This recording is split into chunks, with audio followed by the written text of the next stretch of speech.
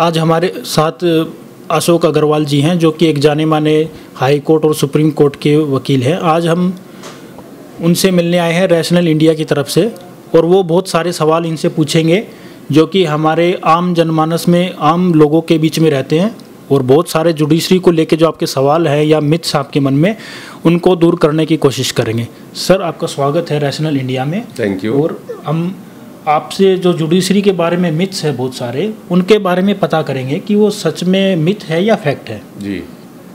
तो सबसे पहले हम आपसे ये पूछना चाहेंगे कि बिल्कुल शुरुआत का सिंपल सवाल लेके चलते हैं कि जो वकील है, ये ब्लैक जो ड्रेस है वो क्यों पहनते हैं? इंडिया में इतनी गर्मी है फिर भी ब्लैक ड्रेस क्यों पहनते हैं सर?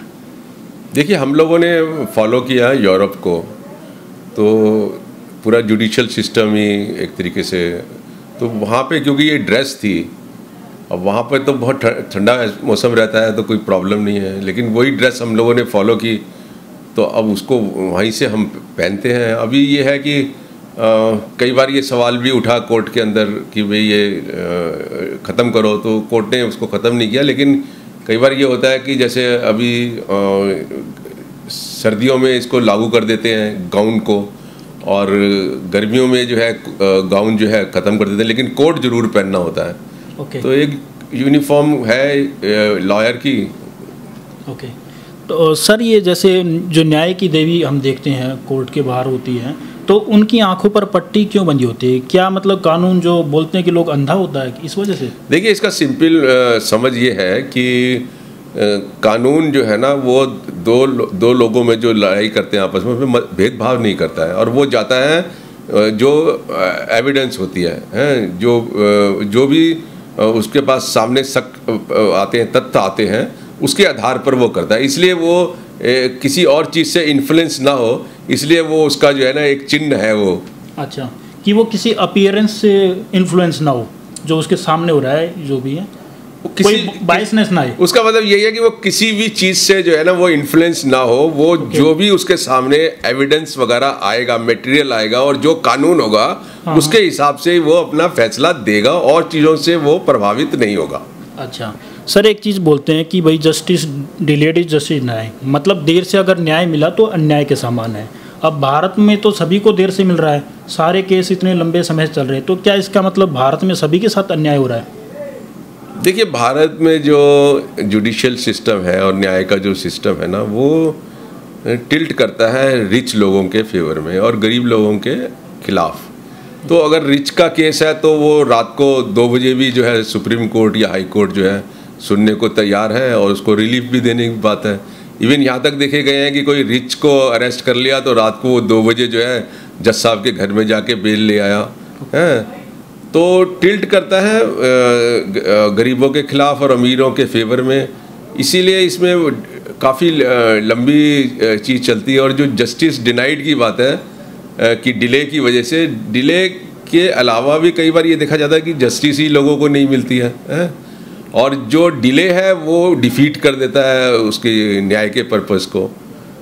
तो गरीब आदमी आज भी जो है लाइन में लगा हुआ है, और ये मुकदमों में जो है अमीर आदमी जो है वो फ़ायदा उठा रहा है। ओके सर, जो जस्टिस डिले हो रहा है उसका एक बड़ा रीज़न ये बताते हैं कि भारत में कोर्ट की संख्या कम है और जजेस की संख्या कम है। लगभग 3 करोड़ केस लंबित पड़े हैं, और हाई कोर्ट में भी 400 वैकेंसी के आसपास है, लोअर कोर्ट में 4000 के आसपास वैकेंसी कम रहती है, सुप्रीम कोर्ट में भी लगभग 5-7 जो जज हैं उनकी संख्या कम रहती है। ये बात हम मीडिया में भी सुनते हैं, ये बात हम अपने पॉलिटिशियन से भी सुनते हैं, और आम लोगों से भी। अभी चीफ जस्टिस ने भी ऐसा बोला। तो जब सबको पता है तो फिर ये ठीक क्यों नहीं हो पा रहा? ये जज मतलब भर्ती क्यों नहीं हो पा रहे इतने ज़्यादा? देखिए, अभी पिछले 1 साल में तो जो रिक्त स्थान है जजिस के हाई कोर्ट और सुप्रीम कोर्ट में, खासकर हाई कोर्ट्स के अंदर, तो वो लगभग डबल हो गए हैं।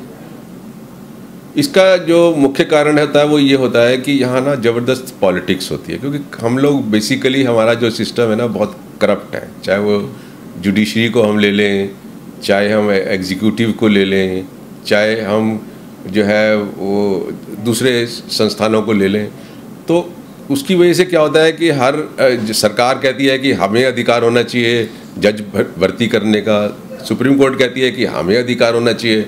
अभी 86-87 से पहले तो सरकार ही करती थी।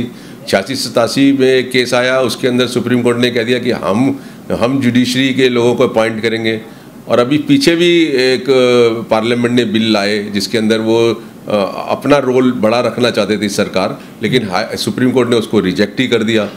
तो अभी जो कंट्रोवर्सी चल रही है between the government and the judiciary, उसकी वजह से जो अपॉइंटमेंट्स हैं वो बहुत डिले हो रहे हैं। और दूसरा ये कि यहाँ जजेस जितने पॉपुलेशन की संख्या पे जजेस होने चाहिए वो जजेस भी नहीं है यहाँ पे, वो भी प्रॉब्लम है। और जो पोजीशंस हैं वो भी भरी नहीं जाती हैं, तो वो भी इसमें कोई शक ही नहीं है कि वो भी एक बहुत बड़ा कारण है। लेकिन इससे भी बड़ा कारण ये है कि जब जज अधिकतर काम ही नहीं करे अगर वो एफिशिएंटली काम करे, कोई मेथड होना चाहिए। की बातों से ये समझ पा रहे हैं कि थोड़ा थोड़ा कि जैसे न्यायपालिका और जो विधान पालिका है उनके बीच में जो तनातनी है उसकी वजह से आम पब्लिक सफ़र कर रही है। हाँ, मतलब सेंट्रल गवर्नमेंट जैसे है और अब सुप्रीम कोर्ट है, वो दोनों में तनातनी चल रही है। वो कह रहा है कि नहीं मेरे अधिकार होने चाहिए, सुप्रीम कोर्ट कह रहा है मेरे अधिकार होने चाहिए। अब सुप्रीम कोर्ट कोई सजेशन देता है तो सेंट्रल गवर्नमेंट रिजेक्ट कर देती है, सेंट्रल गवर्नमेंट को सजेशन देता है तो सुप्रीम कोर्ट रिजेक्ट कर देती है। तो उसी में अटके हुए अभी फॉर एग्जांपल अभी एक हाई कोर्ट के जज थे जिनको सुप्रीम कोर्ट का जज बनाना था, और एक लेडी एडवोकेट जिसको सुप्रीम कोर्ट का जज बनाना था। तो जो कॉलेजियम था सुप्रीम कोर्ट का उन दो लोगों के नाम जो है उन्होंने रिकमेंड करे, लेकिन अब सुप्रीम कोर्ट जो गवर्नमेंट है उसने वो जज साहब जो हैं उसके ऊपर ऑब्जेक्शन लगा दिया। उनका कहना है कि ये सीनियर मोस्ट नहीं है, इनके और भी सीनियर मोस्ट हैं। अब उसकी वजह से क्या हुआ कि वो जज साहब का तो अपॉइंटमेंट रुक ही गया, और वो जो लेडी लॉयर थी जिसको कॉलेजियम ने लॉयर्स में से सेलेक्ट किया था उसका अपॉइंटमेंट भी रुक गया, क्योंकि वो जो पोस्ट पहले भरी जाएगी सीनियरिटी के हिसाब से वो जज से भरी जाएगी। अब इस बात को लेके ही अपॉइंटमेंट रुका हुआ है। अच्छा, तो मतलब बहुत सारी टेक्निकल चीज़ें हैं जो इस काम को रोके हुए हैं। टेक्निकल भी है और ऑनेस्ट अप्रोच नहीं है कहीं भी, क्योंकि जुडिशरी के ऊपर भी टाइम टू टाइम सवाल उठते हैं और सरकार में जो लोग बैठे हैं सिस्टम है उसके ऊपर भी सवाल उठते हैं। अच्छा। तो हम लोग मतलब मुझे लगता है कभी कभी कि हम लोग बेसिकली जो है करप्ट हैं। अच्छा। और इस वजह से भी बहुत सारी चीज़ें जो है ना वो जनता के हक में आगे बढ़ नहीं पाती हैं। अच्छा सर, लोगों में एक धारणा ये है कि जो अगर आप अमीर हो तो आप बेहतर या ज़्यादा अच्छा वकील हायर कर सकते हो और आपके जीतने की जो संभावना है वो ज़्यादा बढ़ जाती है कोर्ट में। तो क्या ये सर सच है कि आप अगर आपके पास ज़्यादा पैसे हैं तो आपके न्याय पाने की या कोई भी केस जीतने की संभावना ज़्यादा बढ़ जाती है? क्या ऐसा होता है सर? इसमें कोई शक नहीं है, क्योंकि अगर कोई व्यक्ति अपने बड़े बड़े लोगों को एंगेज कर सकता है एज ए लॉयर्स तो उसको जजेस भी सुनते हैं, और वो एक तरीके से गरीब आदमी को तो वकील ही नहीं मिलता। अगर आप सपोज करो कि आप ये कहें कि कोई अमीर व्यक्ति और गरीब व्यक्ति के दो फाइलें हैं, और एक अमीर जो है वो पैसा देने वाला है और गरीब पैसे देने वाला नहीं है, और वकीलों के अगर लें तो सारे वकील अमीर का केस करना चाहेंगे, गरीब आदमी का केस ही नहीं करना चाहेंगे। तो हमारी जो व्यवस्था है ना वो कहीं भी इस तरीके की ऑनेस्ट नहीं है कि जो आम आदमी है समाज में उसके अधिकारों को जो है हम सुरक्षित कर सकें। ओके सर, ये जैसे हम बार काउंसिल का नाम सुनते हैं कई बार न्यूज़ में वगैरह, तो ये बार काउंसिल क्या एडवोकेट्स की यूनियन होती है या इसके अलावा भी इसका कोई काम होता है? नहीं, देखिए यूनियन तो हम उनको कह सकते हैं जो बार एसोसिएशंस होती हैं, लेकिन ये जो बार काउंसिल होती है ये कानूनी बॉडी है, और इसका जो मेन काम होता है वो ये होता है कि जो भी वकील गलती करते हैं, मिसकंडक्ट करते हैं अपने काम के अंदर, प्रोफेशनल मिसकंडक्ट करते हैं, उनके खिलाफ एक्शन लेने का काम करती है। तो इसका मतलब ये हुआ कि अगर मान लो कोई वकील ऐसे आपके साथ चीटिंग कर दे, क्लाइंट के साथ कोई चीट कर दे या उसके केस को बढ़ा रहा है बिना वजह के, तो हम उसकी शिकायत बार काउंसिल में कर सकते हैं? हाँ, उसकी शिकायत आप जो है ना सिर्फ बार काउंसिल में ही कर सकते हैं। और बार काउंसिल को ही सिर्फ पावर, इवन कोर्ट को भी पावर नहीं है किसी वकील को दंड करने का।